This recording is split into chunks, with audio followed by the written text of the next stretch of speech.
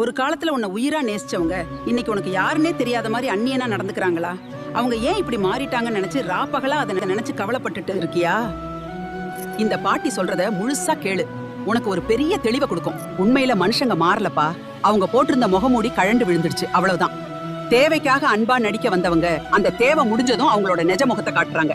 அதை நினைச்சு நீ ஏமாந்து போகாத. ஒரு மரத்துல பழம் இருக்கிற வரைக்கும் தான் அது மேல கல் விழும். பழம் தீர்ந்ததும் அந்த மரத்தை யாரும் திரும்பி பார்க்க கூட மாட்டாங்க.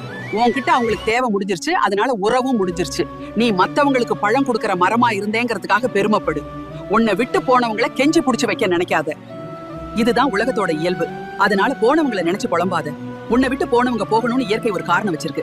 அது இப்போதைக்கு உனக்கு வேதனையா தெரியலாம், ஆனா உண்மையில அது உனக்கு கிடைச்ச விடுதலை.